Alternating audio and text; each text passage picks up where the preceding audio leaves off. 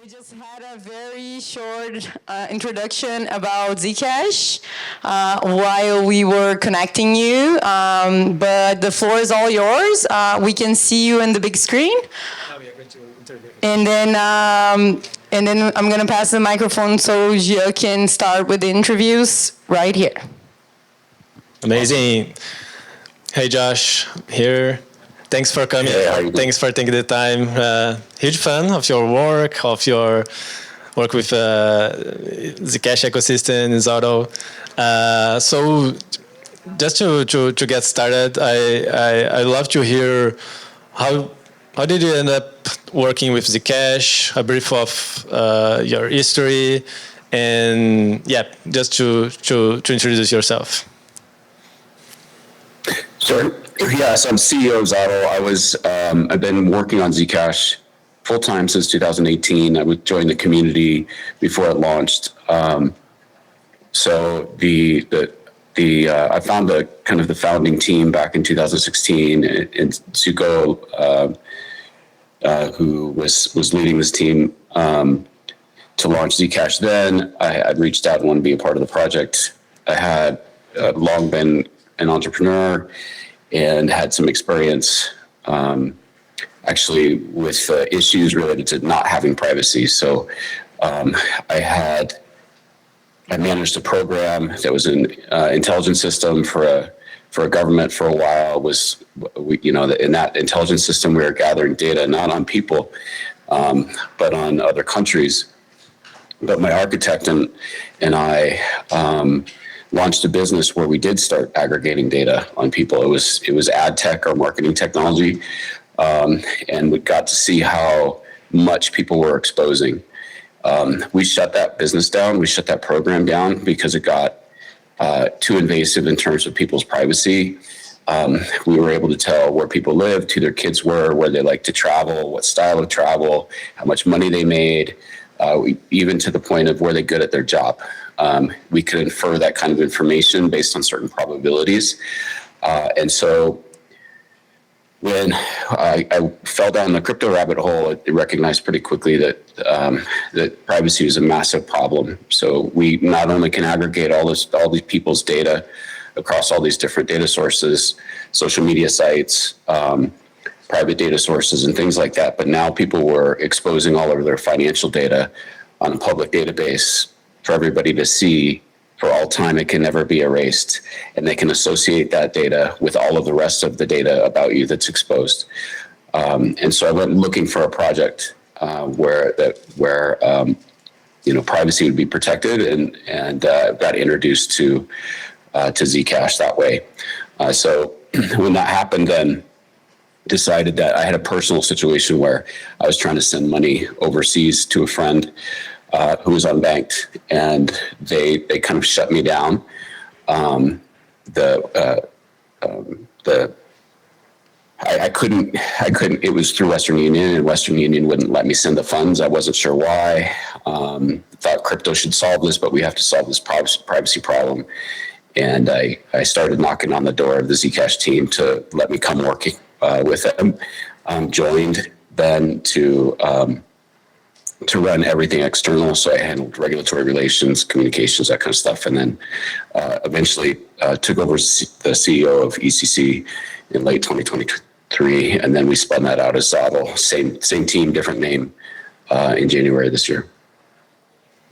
Yeah, it's really, really, really interesting. So we are here in a Startup Society Network State Conference. So we are trying to figure out how to improve the privacy of the systems, payments, voting, and this kind of things. So I'd love to hear like your thoughts on the importance of privacy in a philosophical and technological way for network states, and also when we'll be able to move to Zcash network states. I don't know about moving, but no, it's amazing what you're doing. It's pretty cool. After I know Balaji, and have been out to network state or network school just outside of Singapore. He's built an amazing thing there. It's pretty cool. You guys are doing that there as well. So yeah, privacy philosophically, there's like practically and there's philosophically. So philosophically, we as humans like aren't meant to live our lives in a fishbowl, meaning in a public sphere for everybody to see every action that we ever do, and that they can see it not only today, but they can see it in the future and associate that with every other action. We're just not meant to live that way. The cognitive load is way too high, and fundamentally it just changes our behavior. I use a story about dancing with my daughter. So when my daughter was younger, she just turned 17, but when she was younger, we used to dance in the living room in our house. Like after work, I'd turn on some music, or after dinner, and we'd just goof around and laugh and things like that. I never like had my curtains open or things like that where people would walk by and be able to peer in to see us dance. If we would, it would have changed. And then it was like a few months ago, one of my other kids got married, and everybody was dancing. And I was trying to get my daughter to dance with me and be squirrely like she always had been, and she wouldn't do it. She wouldn't get out there. And the reason she wasn't get out there is because she was nervous, because everybody was watching, because everybody could see her. It just changed her behavior. And so whatever society, whether we're in a small community or whether we're living online digitally, if we don't have privacy, it changes just fundamentally who we are as humans. So philosophically, that's the case. And then just practically speaking, it's not safe, right? If you have your financial information out there for everybody to see, it's a problem for your personal security. It's a problem for personal security. It's a problem for businesses, for business security, and it's a problem for nations or communities. It becomes a national security issue. Yeah, absolutely. And talking about ZODL now, we are seeing like these trends going like crazy, like privacy is going sexy again, I think. So you just raised 25 million for ZODL. What this tells about the moment that we are facing now is like privacy is hot again. We are in a new trend, a positive trend. What's your thoughts on that? The whole thing started with privacy. So, and so when you say it again, like it never left for some of us that have been around for a long time, right? So, the idea with Bitcoin was it was private peer-to-peer cash. That we'd have this like digital money system, and Satoshi thought that pseudonymity would be enough. And famously quipped that if he could figure out how to use zero-knowledge cryptography with Bitcoin, he would. But the cryptography was too novel. It just didn't work. But that was the idea. Like it goes back to the cypherpunks, and the cypherpunks were building these, this system. This was so most of if you think about like most of history, and just until just very recently, was lived outside of the internet. They had like the internet didn't exist until, the World Wide Web didn't even happen until the 90s or something like that. So as we like moved more and more of our lives in this digital space, where everything can be exposed and we're instantly connected to all of this information, the world changed.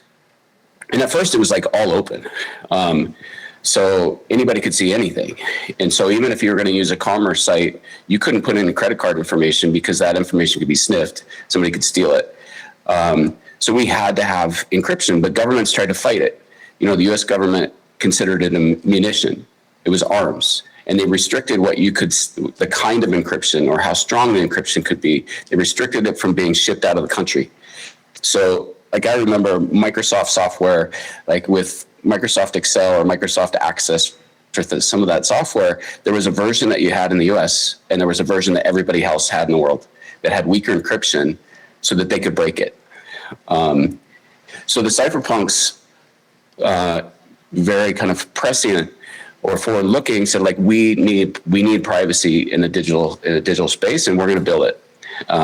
We need to be able to ship it into products. It needs to live. It's necessary for the internet. It's necessary for digital money. If you look at what's called the Cypherpunk Manifesto, you can Google it and read it. And that's where Bitcoin came out of. But it didn't completely solve it because it didn't have there wasn't the right cryptography, wasn't available. So then a group of scientists from Johns Hopkins, MIT, some of the most brilliant scientists in the world, went to solve the problem for Bitcoin. They made zero-knowledge cryptography work for Bitcoin, but the Bitcoin core team said it's too novel. We all know how slow the Bitcoin core team works, and they said it's too risky. Try it on something else. And so they forked Bitcoin, and they added zero-knowledge cryptography, and that's Zcash. And then over time, we've made it more and more performant. So it's not for me, like for most of the world, maybe it's becoming sexy again. Like it's always been the reason I've been here. Like I'm not here for meme coins. I'm not here for all that stuff. It's fun, whatever. But the reason that we're doing this is because we have to have encryption for money in a digital world. For all these reasons we talked about. It's imperative. It's necessary. If we don't have it, it's complete dystopia. Like we're all fucked. We're all screwed. Excuse me. So we need to have it's like the mission. We've never wavered on the mission. I think it's more and more with things that are happening geopolitically, with more and more surveillance that's occurring, with a capture of even like Bitcoin, like we saw with Canadian truckers, we've seen it in other places. Bitcoin can be frozen, Tether can be frozen, all these different kinds of tools that we need access to a system that allows us to opt out to those things. More and more people are saying like, I'm gonna choose to opt out, not completely, but like Naval famously, I think, tweeted about late last year. He said that, Bitcoin is a hedge against the US dollar. Zcash is a hedge against Bitcoin.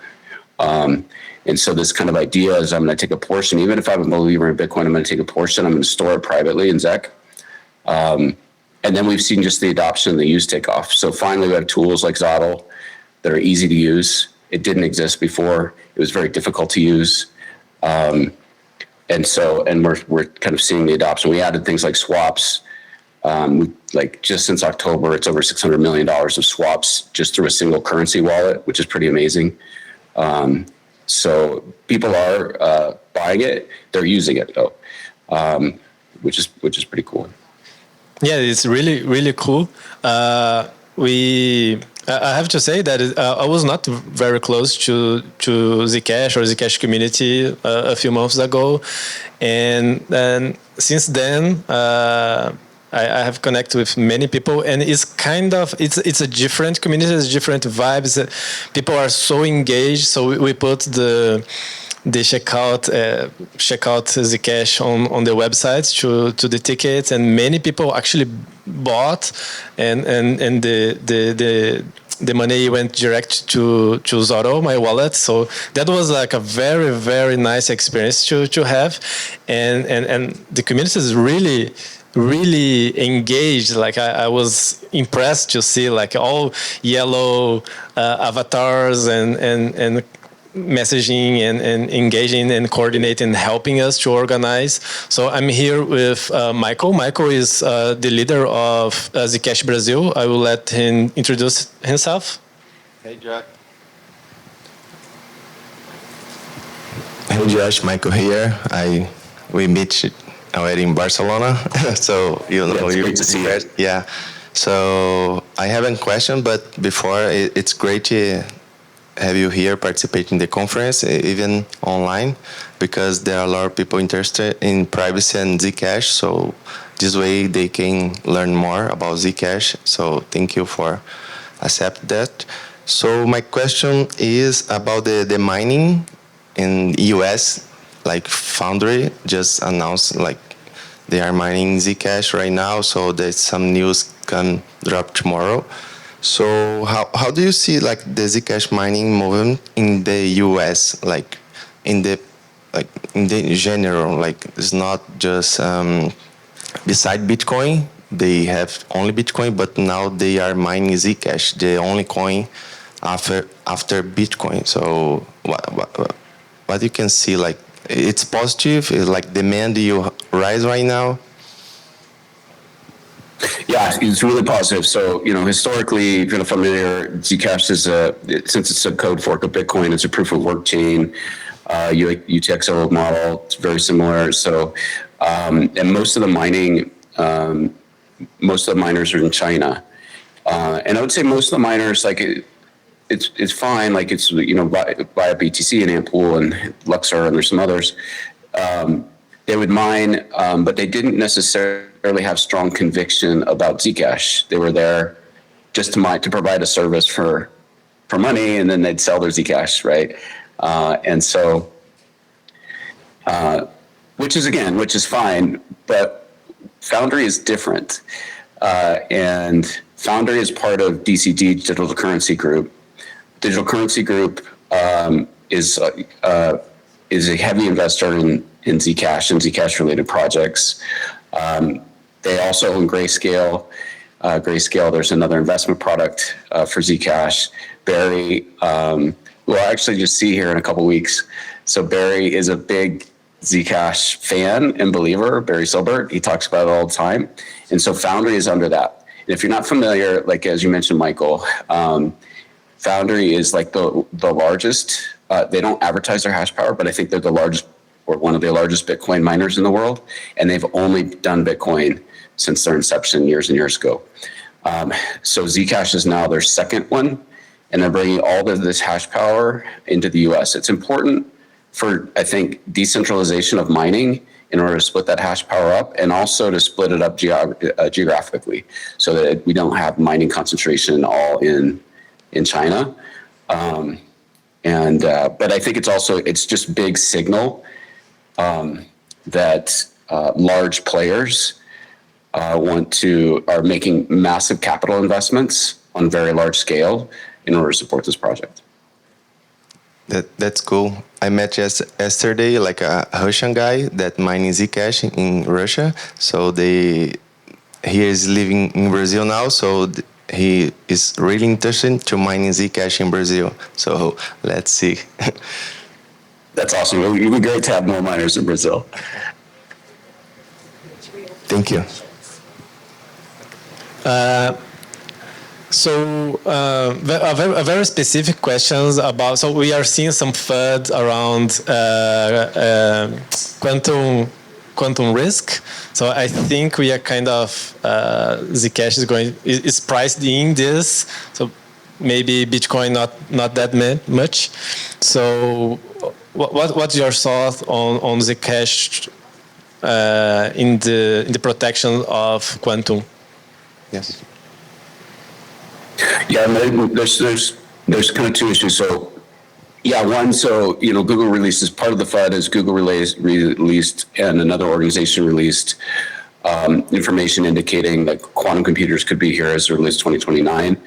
And that puts, it's not just Bitcoin or Zcash at risk, but it puts a lot of compute at risk globally as it relates to encryption, the ability to break encryption.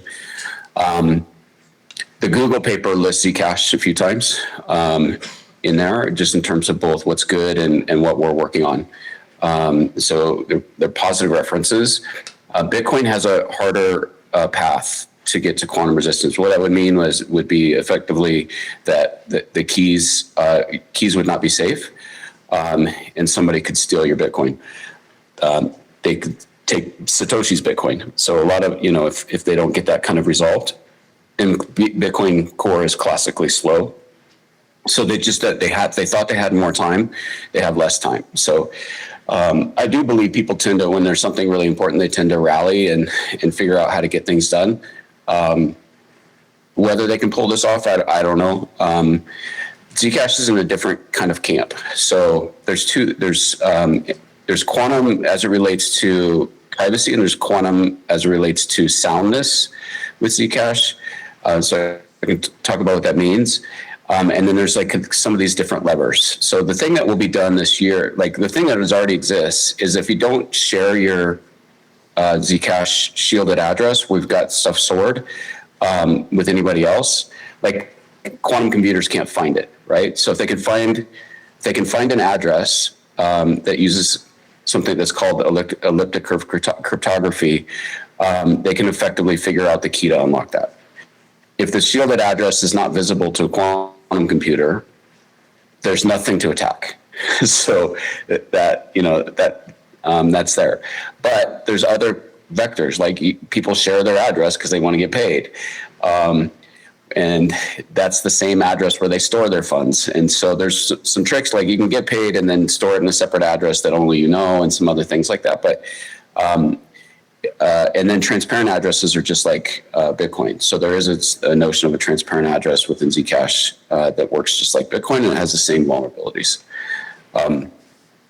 So first thing that's happening is something called quantum resistance. And quantum resistance can happen actually at a wallet level, and it's being baked into everything this calendar year.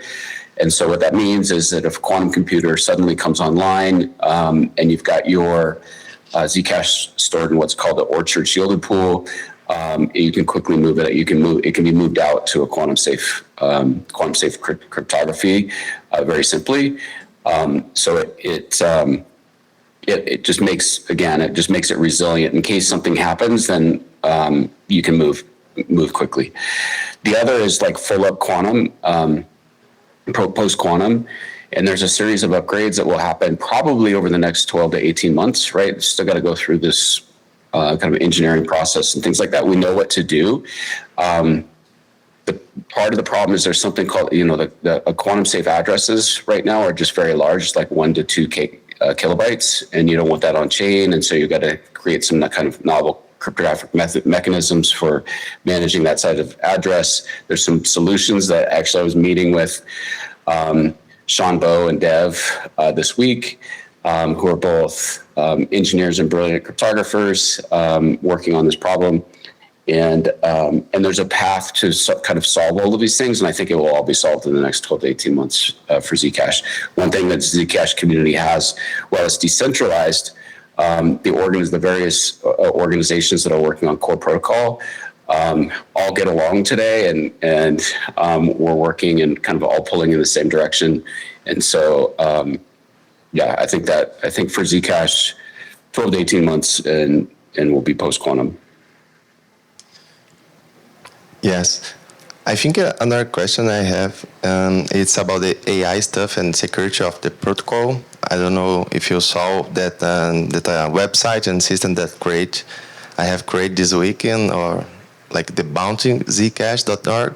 So we got like 5 submissions right now. So it's kind of crazy, but it's good. It's cool stuff because you can spin like really quickly and fix that.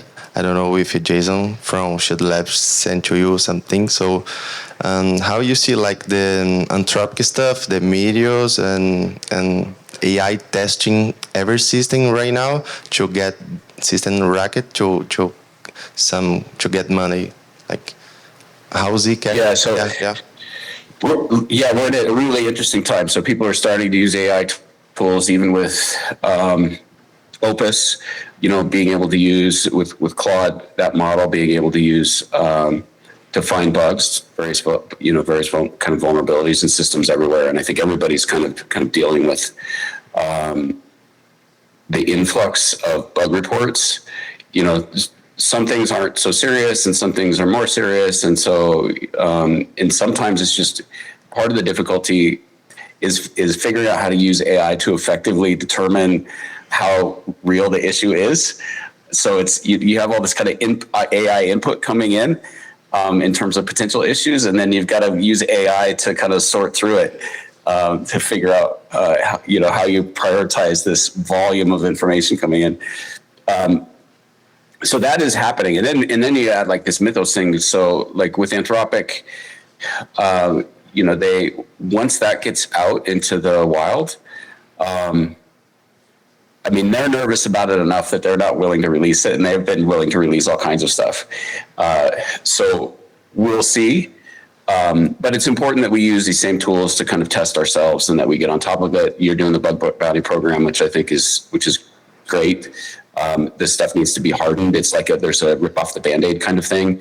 Part of the challenge in it is dependencies in code. So it's not just the code for a given project, like open source projects, use other libraries from other open source projects that use other libraries from other open source projects. And so sometimes your worry is not about the own code that you built, but what somebody else built that you don't even control that repo. And so understanding what the dependency chain, what the supply chain looks like, and making sure that everything is hardened. We've got a lot to do, and yeah, so it's like you hate getting bug reports, but it's also great, and because we can get all this stuff hardened before we're scaling it out to billions of people. Awesome, Josh. Final words? Yeah, just to thanks for your participation. I don't know if you have time for. Unfortunately, we ran out of time, so I will suggest, Josh, and thank you so much for participation, that we can ask some questions from the audience, and maybe you're able to answer them there. Yeah, amazing. Thanks for taking this time, Josh. Appreciate it. Yeah, thanks for having me. Great to see you. All right, take care. Bye-bye.